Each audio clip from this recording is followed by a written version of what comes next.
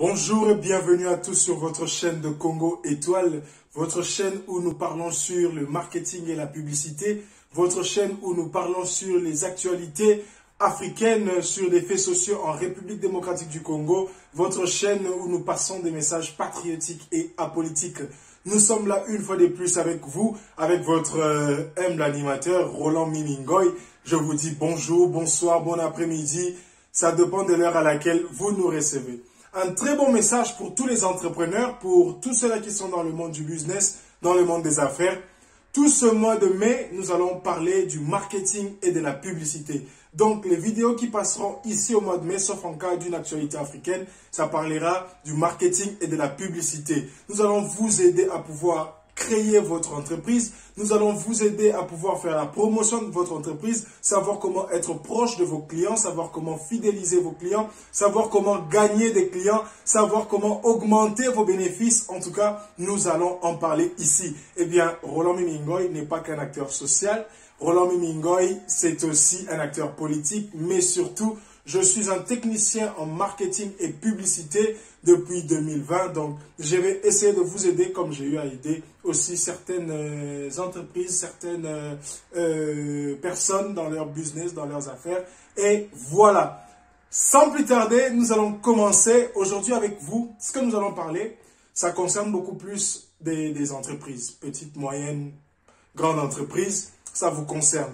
Ça vous aide au fait à savoir comment ou quand ou où implanter votre entreprise. Ça vous aide aussi à savoir améliorer votre entreprise parce que là, nous allons parler d'une analyse qui est une analyse du macro-environnement de l'entreprise. Le macro-environnement, c'est-à-dire tout ce que vous ne pouvez pas contrôler. Tout ce que vous n'avez pas la force ou le pouvoir de contrôler chez vous. Ça va prendre l'environnement extérieur que vous n'avez pas la force, le pouvoir de contrôler, mais que vous subissez quand même. C'est comme ça. Eh bien, en espagnol, on dit micro-entorno. Ça, c'est pour les petits environnements. Mais quand on parle de macro-entorno, ce que nous allons étudier maintenant, ce que nous allons apprendre maintenant, sont les grands environnements. Excusez-moi, deux fois, je vais employer des mots espagnols. J'ai appris ça en espagnol, j'ai étudié en Espagne. Alors, ça s'appelle l'analyse Pestel. L'analyse Pestel, vous pouvez taper sur Google, comme vous voulez. C'est quoi l'analyse Pestel? C'est cette analyse-là de votre environnement extérieur, de l'environnement extérieur de votre entreprise. Ça concerne les points, les secteurs, les domaines que vous ne pouvez pas contrôler. Que veut dire Pestel? Pestel veut simplement dire politique, économique, social, technologique, environnemental et légal. Donc, vous allez essayer d'étudier votre entreprise ou peut-être votre produit, si vous focalisez sur un produit, par rapport à ces points que je viens de citer, qui est la politique. Par exemple, vous voulez installer une entreprise, par exemple, de production de sachets plastiques dans un pays X. Que dit la politique de ces pays-là par rapport au business que vous voulez faire? Est-ce que le business que vous voulez faire correspond à la politique de ce pays-là? Ou par exemple, il y a une entreprise qui vient de créer un nouveau produit, mais aimerait bien être accompagnée par l'État, par le gouvernement de ce pays-là, là où il se retrouve. Que dit la politique de ce pays-là par rapport au produit que vous voulez lancer ou à votre entreprise que vous voulez lancer? Parce qu'il y a des faveurs, il y a des nations qui font des faveurs à des pays. Par exemple, il y a des pays où le gouvernement peut coopérer avec Ikea, le gouvernement peut coopérer avec votre entreprise pour vous demander de vous installer chez lui afin de créer de l'emploi chez lui. Vous voyez, c'est le gouvernement qui vous fait des faveurs, vous dit, bon, ok, en créant, si vous venez vous installer chez moi, vous créez autant d'emplois chez moi, moi, je vais par exemple fixer la taxe à autant pour vous, soit je vais vous livrer gratuitement les terrains le temps que vous vous installez. Je vous dis, je vous donne mon sol pendant quelques années, installez-vous, produisez, et voilà. Donc, vous devez savoir la politique de ce pays-là par rapport à ce que vous voulez faire, par rapport à ce que vous voulez produire. Ça peut être à votre avantage ou à votre désavantage. Si vous venez seulement comme ça vous installer, eh bien quelques mois après, on vous dit de fermer votre entreprise, vous avez perdu, ce n'est pas la faute du pays. Vous n'avez juste pas étudié la politique de ce pays-là par rapport à ce que vous voulez créer. L'environnement, le grand environnement, les macro-environnements de ce que vous voulez faire sur le plan politique, vous ne l'avez pas étudié. Sur le plan économique, comment évolue l'économie de ce pays-là par rapport à votre produit? Par exemple, il y a des pays comme en Chine, par exemple, où la consommation de l'alcool est très élevée. Il y a aussi des pays africains où la consommation de l'alcool est très élevée. Vous voulez venir créer votre brasserie. Sur le plan économique, on vous dit, voilà, l'alcool fait gagner à ces pays, économiquement parlant, autant de milliards ou autant de millions de francs CFA ou de francs congolais, de dollars, d'euros. On vous dit ça, l'économie de ces pays-là, et vous allez voir que c'est une économie qui favorise le business que je veux faire. C'est une économie qui favorise la création de mon entreprise. Vous partez dans un pays, vous n'étudiez pas l'environnement économique par rapport à votre entreprise. Eh bien, vous arrivez là, vous voyez que depuis que vous avez commencé, c'est vous qui continuez d'investir, pendant des années sans pour autant gagner. Les actionnaires se plaignent, ou soit vous-même vous êtes fauché, vous commencez à chercher de l'argent par-ci, par-là. Pourquoi? Parce qu'on n'achète pas vos produits n'avancent pas. Or, selon les données économiques, les statistiques économiques de ces pays-là, le produit ou l'entreprise, le type d'entreprise que vous avez installé là-bas ne fonctionnera jamais, jamais, au grand jamais. Il faut toujours étudier ces plans-là. Il y a aussi sur le plan social. Comment est le comportement de la population? Le comportement de la population dans ces coins-là. Par exemple, il y a des coins où en Afrique, les gens ont l'électricité, mais le coût de l'Internet, le coût de la connexion Internet est très cher. Vous voulez venir installer quelque chose pour faciliter l'accès à l'Internet à la population. Et on vous dit que voilà, cette population, malgré qu'elle a l'électricité, malgré que le coût de la connexion est cher, mais cette population est une grande population qui se connecte tous les jours. Ici, dans ce secteur, les gens se connectent par exemple à 56% ou 80% de leur temps de la journée sur Internet. Ils ne passent sur Internet. Vous étudiez le comportement de la population sur le plan social. Comment la population consomme, comment la population fonctionne, comment la population se comporte. Parce que vous pouvez aussi installer votre entreprise dans un secteur de l'insécurité. Sur le plan social, là-bas, il y a insécurité. La population ne fait que se déplacer chaque jour. Matin, midi, soir, il y a des bombes de guerre, ou soit il y a le phénomène des bandits, les Kuluna au Congo, par exemple. Alors, vous venez installer votre entreprise là sans pour autant étudier le comportement social de la population de ce côté-là, là où il y a vos potentiels clients. Vous vous retrouvez un matin comme ça, on a cassé votre maison, votre entreprise, votre établissement, vos installations, on a détruit. C'est la faute à qui? Vous voyez, il faut étudier ce genre de phénomène-là. À part le phénomène social, il y a le phénomène, la partie technologique, parce qu'on parle de pestel. Nous sommes maintenant sur la partie technologique.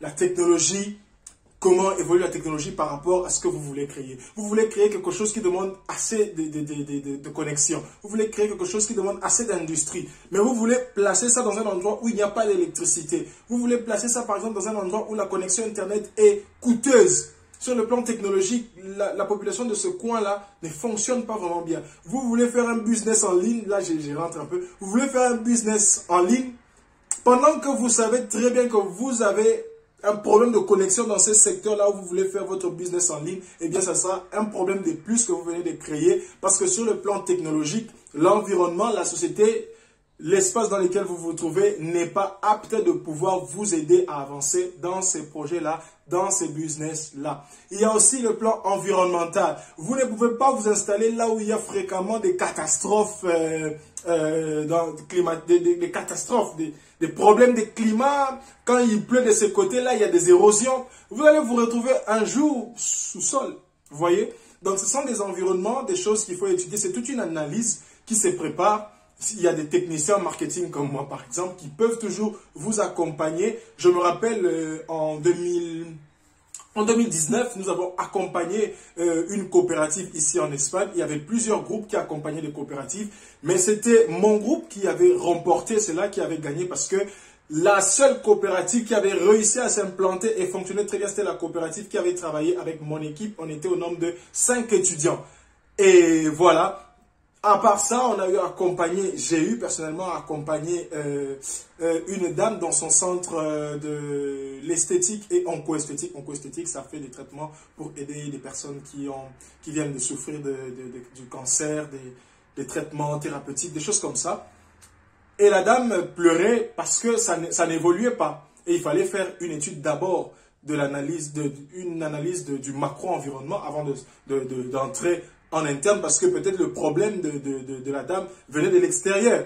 Et effectivement, j'avais trouvé que le problème de la dame venait de l'extérieur. Pourquoi? Parce que l'emplacement de là où elle était et le comportement social de la population qui était là, la fréquence de consommation, etc., ne correspondait pas au type d'affaires que la dame avait ramené dans ce coin-là. Alors, il fallait un très grand travail si elle voulait y demeurer. Il fallait un très grand travail pour pouvoir intéresser les gens. J'ai eu à faire des porte-à-porte dans des immeubles ici en Europe, dans ce coin-là en Espagne, des porte-à-porte pour pouvoir inviter les gens à venir au moins essayer. J'ai mis les techniques des essais gratuits, j'ai essayé tout ce qu'il fallait essayer et la dame avait fini par me remercier. Mais quelques mois après, la dame avait fermé à cause du coronavirus. Pourquoi? Parce que elle n'avait pas assez de réserve d'épargne pour son entreprise. Et avec le coronavirus, elle a eu à utiliser ce qu'elle avait utilisé pour payer les loyers, pour payer les employés, et au final, elle n'a pas supporté.